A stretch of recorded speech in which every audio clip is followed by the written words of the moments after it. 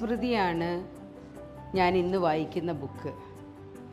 മനുസ്മൃതി എന്ന് പറയുന്നത് പുരാതന ഭാരതത്തിലെ നിയമസംഹിതകൾ ഉരുവാക്കിയിട്ടുള്ള, അതിന് ഉപോത്ബലകമായിട്ടുള്ള കാര്യങ്ങൾ അധിഷ്ഠാനമാക്കി ഉണ്ടാക്കിയിട്ടുള്ള ഗ്രന്ഥമാണ്. മനുസ്മൃതിയിലാണ് നമ്മുടെ രാജ്യത്തിൻ്റെ സാമ്പത്തിക ശാസ്ത്രം, രാജ്യഭരണം, സ്വാതന്ത്ര്യം മുതലായ കാര്യങ്ങളിൽ എങ്ങനെയെല്ലാമാണ് ജനങ്ങളെ ഭരിക്കേണ്ടത്, എന്താണ് കുടുംബത്തിൻ്റെ വ്യവസ്ഥിതി, എന്താണ് സമൂഹത്തിൻ്റെ വ്യവസ്ഥിതി, എന്താണ് ചാതുർവർണ്ണ്യത്തിൻ്റെ പ്രത്യേകത, എന്തുകൊണ്ടാണ് ചാതുർവർണ്ണ്യം അന്നത്തെ കാലത്ത് ജനങ്ങൾ സ്വീകരിച്ചു കൊണ്ടിരുന്നത് മുതലായ കാര്യങ്ങളെക്കുറിച്ച് കൃത്യമായി പറയുന്നതാണ് മനുസ്മൃതി. നമ്മുടെ ഇന്നത്തെ നിയമങ്ങളിൽ മനുസ്മൃതിയിലെ പല കാര്യങ്ങളും ഉരുത്തിരിഞ്ഞ് ശുദ്ധീകരിച്ച് വന്നിട്ടുള്ളതാണെന്ന് മനുസ്മൃതി പഠിക്കുമ്പോൾ നമുക്ക് മനസ്സിലാകുന്നതാണ്. മനുസ്മൃതിയിൽ ഏറ്റവും ശ്രേഷ്ഠമായ കാര്യങ്ങൾ എന്തൊക്കെയാണെന്ന്, സാമൂഹ്യ ജീവിതത്തിന് മനുഷ്യർക്ക് ഏറ്റവും ഉപകാരപ്പെടുന്ന ശ്രേഷ്ഠമായ അവസ്ഥകൾ എന്തൊക്കെയാണെന്ന് കൃത്യമായി പറയുന്നുണ്ട്. വിത്തം ബന്ധുർവയ കർമ്മ വിദ്യാ ഭവതി പഞ്ചമി ഏതാനി മാന്യ സ്ഥാനാനീൻ ഗരിയോ യദ്യദുത്തരം എന്നാണ് ഒരു ശ്ലോകം. അത് എപ്പോഴും നമ്മൾ പലരും പറയുന്ന കാര്യങ്ങൾ ഉൾക്കൊണ്ടിട്ടുള്ള ഒരു ശ്ലോകമാണ്. ന്യായാർജിതമായ ധനം, പിതൃവ്യാധി ബന്ധു, പ്രായക്കൂടുതൽ, ശ്രൗതവും സദാചാരവും വേദാർത്ഥ തത്വജ്ഞാനവും ഇവയഞ്ചും മാന്യതയുടെ കാരണങ്ങളാണ്. ഇവയിൽ ആദ്യമുള്ളതിനേക്കാൾ പിൻപുള്ളവയ്ക്കാണ് ശ്രേഷ്ഠതയുള്ളത്. വാർദ്ധക്യത്തിലേക്ക് പോകുന്തോറും ആളുകൾക്ക് മാന്യത ആർജിക്കാൻ കഴിയും.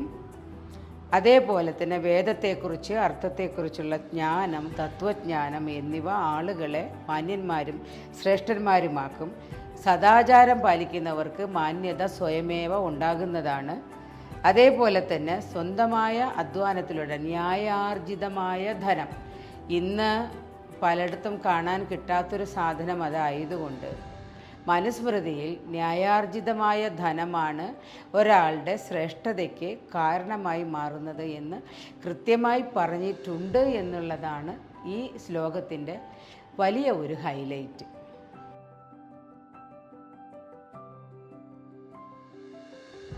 ഇന്ന് വായനാ ദിനമാണല്ലോ. വായനാ ദിനത്തെക്കുറിച്ച് പറയുമ്പോൾ ആദ്യമായി ഓർക്കുന്നത്, ആദ്യമായി വായിച്ചു തുടങ്ങിയ അക്ഷരങ്ങളാണ്.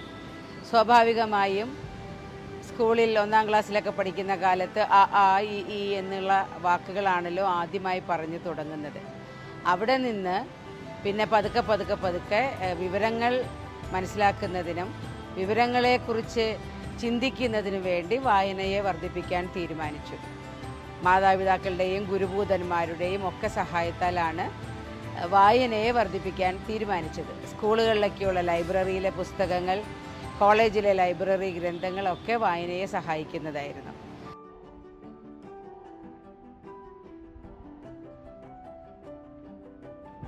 ഈ വായനക്കാരാകുമ്പോൾ ഗ്രന്ഥങ്ങൾ തുറന്ന് അതിലെ താളുകൾ മറിച്ച് അതിൽ മാർക്കുകൾ ചെയ്ത് അതിൽ നിന്ന് ആശയങ്ങളെ കാണാതെ പഠിച്ച് അല്ലെങ്കിൽ ഹൃദിസ്ഥമാക്കി കൊണ്ടുവരുന്ന വായനാശീലമോ ഹൃദിസ്ഥമാക്കുന്ന കവിതാ ശകലങ്ങളോ ഇപ്പോഴില്ല എന്നുള്ളൊരു വസ്തുതയാണ് എനിക്ക് മനസ്സിലായിട്ടുള്ളത്. രേഖപ്പെടുത്തുന്ന അല്ലെങ്കിൽ ശേഖരിക്കുന്ന വാക്കുകളോ കാവ്യങ്ങളോ മറ്റു വിജ്ഞാനങ്ങളോ ഈ ബുക്കിൽ ലഭിക്കുന്നത് കൊണ്ട് തലച്ചോറിൽ സൂക്ഷിക്കുന്നുണ്ടോ ഇന്നത്തെ തലമുറ എന്ന് എനിക്കൊരാശങ്കയുണ്ട്. എൻ്റെ തലമുറയും എനിക്ക് മുമ്പുള്ള തലമുറയും ഒക്കെ ഹൃദിസ്ഥമാക്കിയതെല്ലാം ഭാഷയും ഭാഷ സമ്മാനിച്ചതും വിജ്ഞാനവുമെല്ലാം തലച്ചോറിലാണ്, തലച്ചോറിൻ്റെ ഫോൾഡറുകളിലാണ് സൂക്ഷിച്ചിരുന്നത് എങ്കിൽ ഇന്ന് ഈ ഫോൾഡറും ഈ ബുക്കും ഈ റീഡിങ്ങും ഒക്കെ ആയപ്പോൾ തലച്ചോറിൻ്റെ ഫോൾഡറുകളിൽ വളരെയധികം എംപ്റ്റി സ്പേസസ് ഉണ്ടാകുന്നുണ്ടോ എന്നാണ് ഇപ്പോഴത്തെ തലമുറയോട് എനിക്ക് ആശങ്കയോടെ ചോദിക്കാനുള്ളത്. ഞാനും ഈ വായന ചെയ്യുന്നുണ്ട്.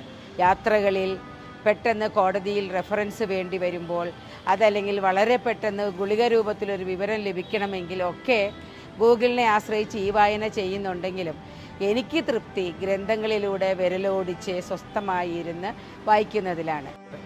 ജീവിതത്തിൻ്റെ പല നിർണായക ഘട്ടങ്ങളിലും ഈ വായനകൾ ഒരുപാട് സഹായിച്ചിട്ടുണ്ട്. പ്രത്യേകിച്ച് സ്ട്രെസ്സുകൾ അനുഭവിച്ചിരുന്ന കാലത്ത്. സ്ട്രെസ്സുകൾ അനുഭവിക്കുമ്പോൾ വായിക്കുന്ന ഗ്രന്ഥങ്ങളിലെ ഏതെങ്കിലും വാക്കുകളോ ഏതെങ്കിലും വരികളോ അല്ലെങ്കിൽ ഒരു കാവ്യശകലമോ ഒക്കെ നമ്മുടെ സ്ട്രെസ്സിന് ഒരു ആൻസറായി ലഭിക്കുന്നതായി എനിക്ക് ഫീൽ ചെയ്തിട്ടുണ്ട്. എൻ്റെ സ്വഭാവ രൂപീകരണത്തിന്, എൻ്റെ ഭാഷാ രൂപീകരണത്തിന്, എൻ്റെ മാനറിസംസിന് ഒക്കെ എൻ്റെ വായനാശീലം ഒരുപാട് സഹായിച്ചിട്ടുണ്ട്. ഇപ്പോഴും എനിക്ക് വായിക്കാതെ ഉറങ്ങാൻ കഴിയില്ല. എത്ര ലേറ്റാണെങ്കിലും രാത്രി ഒരു പേജെങ്കിലും വായിക്കാതെ ഞാൻ ഉറങ്ങാറില്ല. വർഷങ്ങളായി ഒരുപക്ഷെ തലയണോടൊപ്പം ചേർന്ന് എൻ്റെ ചാരത്ത് കാണുക ഏതെങ്കിലും ഞാൻ വായിക്കുന്ന ഗ്രന്ഥമായിരിക്കും.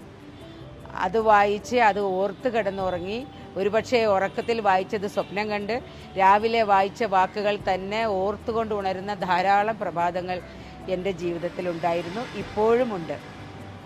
സന്തോഷം വരുമ്പോഴും സങ്കടം വരുമ്പോഴും അസ്വസ്ഥത തോന്നുമ്പോഴും ഒക്കെ ഞാൻ ആശ്രയിക്കുന്നത് ബുക്കുകളെയാണ്.